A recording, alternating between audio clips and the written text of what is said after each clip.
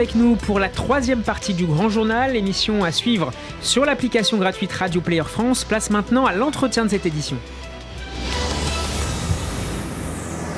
Radio J, l'invité du Grand Journal. Radio J, Steve Nadjar. Bonjour Arié Flack. Bonjour Steve. Et merci d'avoir accepté notre invitation. Vous êtes le président de l'appel national pour la Tzedaka.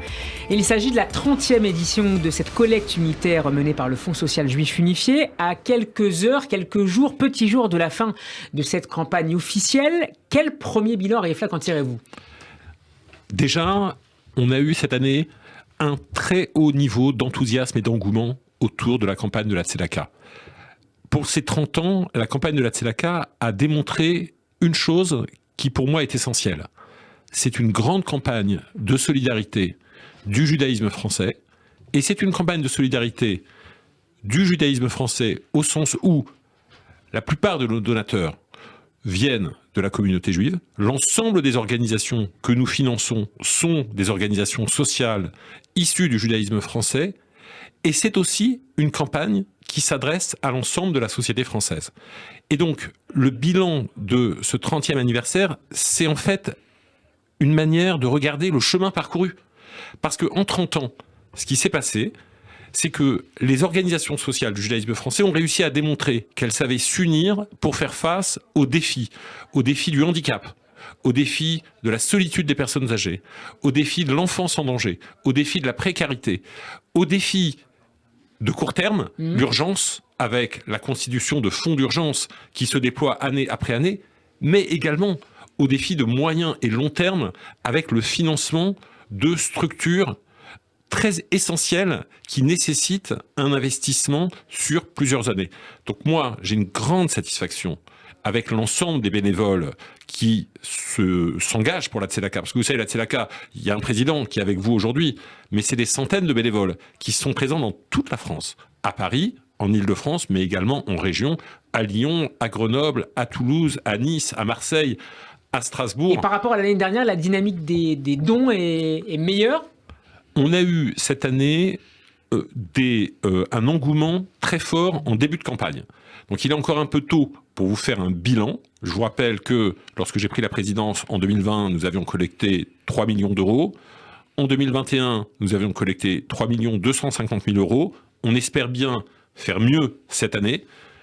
Nous avons des besoins qui sont en croissance, donc il faudrait qu'on puisse atteindre au moins 3,5 millions d'euros cette année, ce qui serait un record pour la campagne de la Tzedaka, pour marquer ces 30 ans.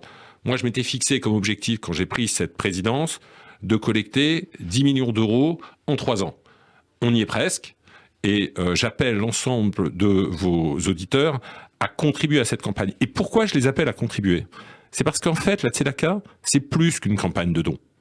Nous finançons des projets essentiels, et nous le faisons dans un contexte où le Fonds social juif unifié a été labellisé par IDEAS. IDEAS, c'est un label qui garantit l'utilisation la de l'argent, traçabilité. La traçabilité des dons. Le fait que votre don ira bien au bénéficiaire qui en a besoin. Et donc, c'est une campagne de dons qui est marquée par le fait qu'elle finance l'ensemble des organisations sociales sur des projets qui ont été sélectionnés par les organisations sociales elles-mêmes. Ouais. C'est-à-dire Donc au plus près du terrain.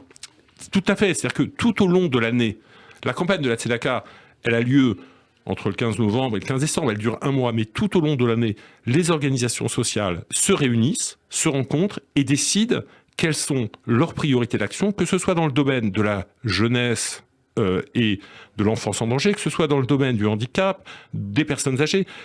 C'est les organisations sociales qui nous disent voilà où sont nos besoins les plus pressants. Et alors l'un des besoins importants, Arié Flack, c'est évidemment d'aider les familles. Vous en aidez, je crois, 20 000 par an. Est-ce que les demandes d'assistance ont, d'une part, évolué, augmenté et évolué sociologiquement depuis l'année dernière, voire depuis l'année 2019, disons avant le Covid-19, qui a été évidemment un moment charnière ? Ce qu'on voit apparaître de manière extrêmement flagrante depuis 2 ans, c'est l'apparition d'une nouvelle catégorie de demandeurs qui étaient situés dans, on va dire, le panier bas des classes moyennes. Celles dont le reste à vivre, donc qui ont un emploi, ou 2 dans la famille, mais dont le reste à vivre est située en dessous de 1 000 € par mois. Ces familles-là, historiquement, ne faisaient pas appel à la tzedaka. Elles étaient d'ailleurs, pour certaines, parmi nos donateurs, car je vous rappelle que la tzedaka, c'est plus de 12 000 donateurs, dont 4 500 donnent moins de 100 €.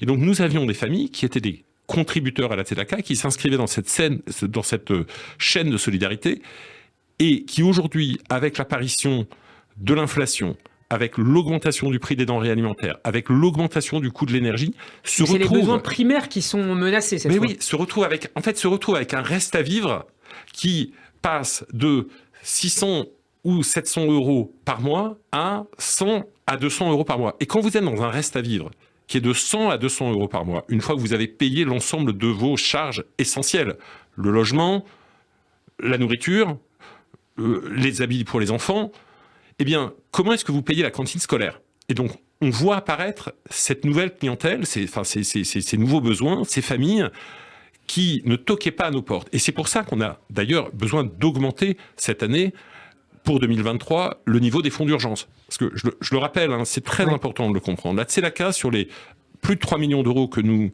collectons, va dans 2 directions. Il y a des fonds d'urgence qui s'adressent essentiellement aux questions de précarité. Et puis, il y a des questions de long terme. C'est-à-dire qu'on doit financer des établissements qui correspondent à des besoins nouveaux. Et je vais vous donner un exemple, parce que quand on le dit théoriquement, on ne comprend pas bien. Nous avions financé à la tzedaka, historiquement, une organisation qui s'appelle l'ABPUH, qui a été fondée par Madame Cassard, qui avait créé un centre d'accueil pour enfants handicapés. Ces enfants, ils ont grandi. Ce sont aujourd'hui de jeunes adultes. Il y a de nouveaux enfants qui sont arrivés. Mais que faisons-nous des jeunes adultes ? Il faut créer de nouvelles structures adaptées à ce nouveau public. Exactement. Enfin, qui a évolué en tout cas. Exactement. Et donc cette année, nous avons mis dans notre financement une ligne de 600 000 € pour aller financer ce centre d'accueil pour les jeunes adultes. Harry Flack, une grande soirée de la tzedaka se tenait hier à Nice, autour de Michel Jeunesse. La semaine dernière, il y a 8 jours précisément, l'un des grands moments, l'une des grandes dates de cette campagne avait lieu cette fois à Paris, au Palais des Congrès, la grande soirée de la solidarité avec son parrain, Patrick Broel. Je vous ai vu très ému lors de cette soirée, à la fin de cette soirée très précisément, remerciant très chaleureusement l'artiste, Patrick Broel, qui a été très généreux pendant près de 3 heures. On va en écouter un tout petit bout si vous le permettez, je vous ferai réagir.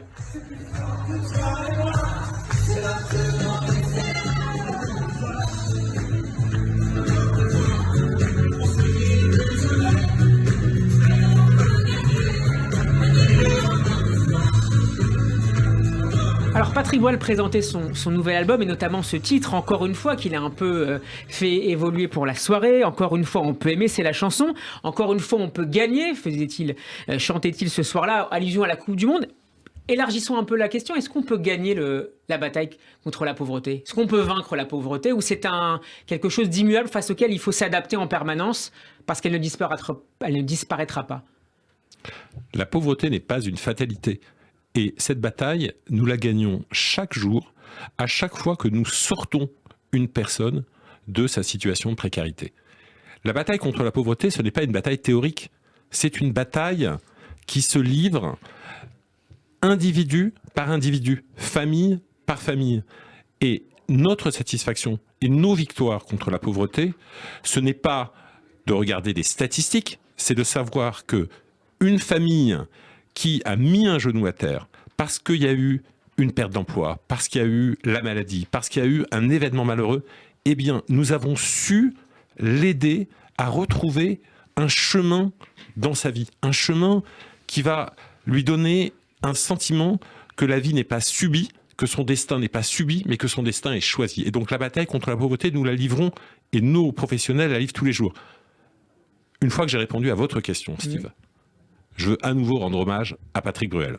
En quelques secondes. Patrick Broel n'a pas été un parrain symbolique ou un parrain de passage. Patrick Broel, ça fait des années qu'il vient voir nos réalisations et il nous a donné, et il a donné à nos donateurs un sentiment à la fois de générosité et de fierté pour ce qu'ils accomplissent. Et je veux vraiment le remercier parce qu'il a su transmettre dans cette campagne quelque chose de très puissant qui est de prêter non seulement sa notoriété, mais également son expérience de la solidarité. Merci beaucoup, Ariel Flack, d'avoir été avec nous. Je rappelle que ce soir se tiendra à l'espace Rachi à Paris le concert du grand Gilbert Montagné, concert qui devait avoir lieu demain, mais qui a été évidemment avancé pour soutenir les Bleus. Exactement, Steve. Nous ne pouvions pas avoir Gilbert Montagné chantant Mbappé et tenir ce concert le mercredi. Voilà. Donc je le rappelle à tous ceux qui ont des places, le concert a été déplacé à ce soir. Venez nombreux. Et on peut continuer à aider le FSJU et toutes les associations qui lui sont liées sur votre site, sur le site de l'appel pour la Tzedaka. Rappelez-le peut-être. Eh bien, c'est tzedaka.fsju.org. Vous pouvez donner, chaque don compte. Mon ambition, c'est que chacun d'entre vous fasse ce geste de contribution et s'inscrive dans cette chaîne de la solidarité. Plus nous serons nombreux, plus nous ferons reculer la pauvreté, la précarité et les malheurs qui frappent ceux d'entre nous qui ont mis un genou à terre. Merci beaucoup, Steve. Merci à vous et bravo à vous et à toute l'équipe de l'appel national pour la Tzedaka. Interview à retrouver sur radioj.fr et en vidéo. À très bientôt, Ariel Flack. À très bientôt.